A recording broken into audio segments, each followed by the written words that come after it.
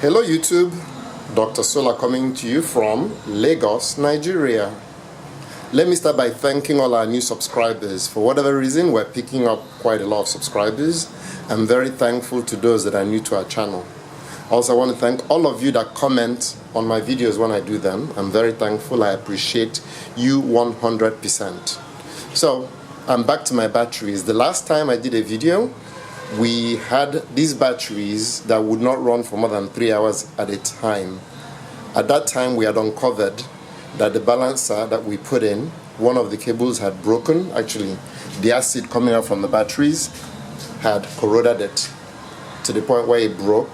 So it wasn't balancing properly, and it was showing, it was keeping the battery at 10 point something volts instead of trying to keep it at 12 volts. And what was happening was our batteries were running down. After 3 hours of us putting the system on, the batteries would go off. So what did we do? We removed the balances, we cleaned the terminals, and we put it back together. But we did a little more than that. We also replaced the charge controller.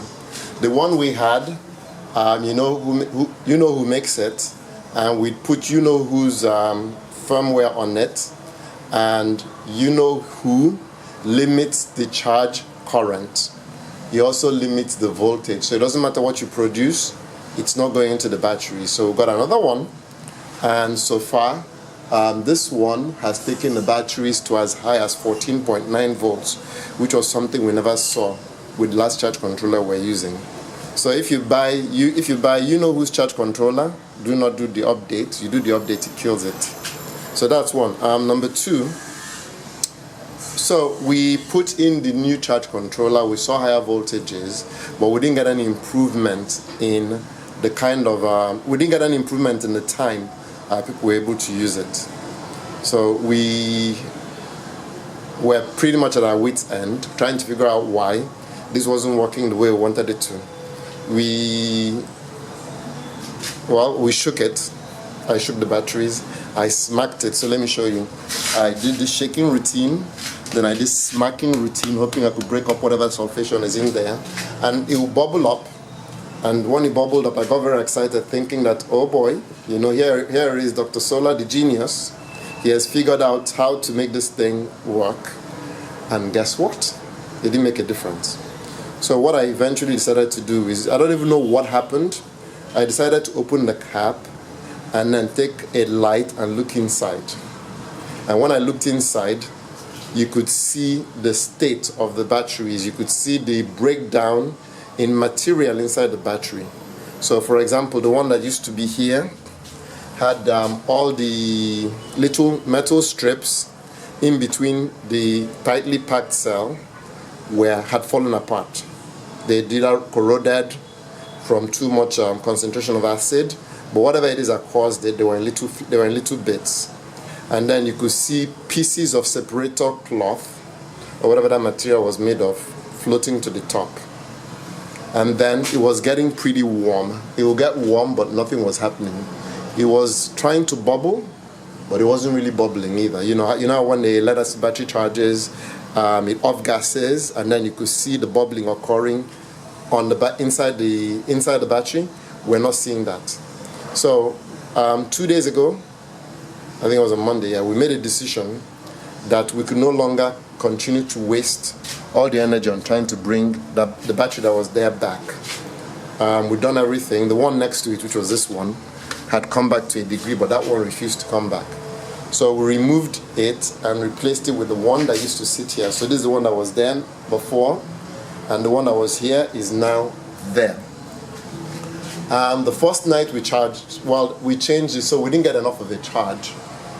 Obviously, we'd only charge it for 1 day, but we got much longer run times, which was surprising. So it went from about 7 to 4 a.m. 3:30, 4 a.m. We're like, whoa, we're feeling pretty good. We're like, yeah, we rocked it. We know how to make this work. So the next day, we charged a little bit more, and it went to about the same time, 4:30. And then today, we're hoping we'll get it to 5:30 p.m. So these batteries are huge. The amount of energy we're able to put into them is not enough to make any real difference.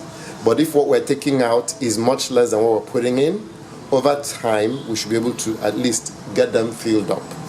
The other cells are pretty good. So once we connect a little bit of current, once the charge controller comes on, it's automatically at 12 point something volts. So that for me is a big plus. Something else I also noticed after we changed the battery was when we look at our monitor.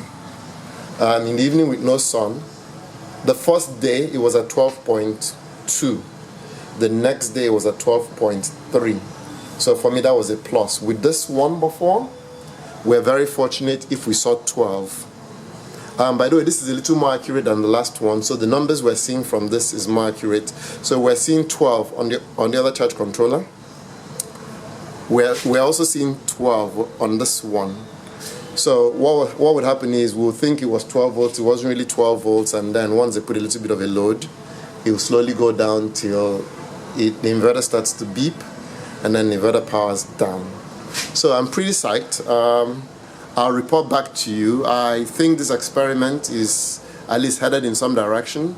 I was fortunate enough that at least I saved one cell that I could replace in the event one of the cells was not cooperating. I'm not convinced that we're going to get anything meaningful out of this beyond what we get, which is people to have lighting from 7 p.m. to maybe 6 a.m. and it allows them to charge their phones.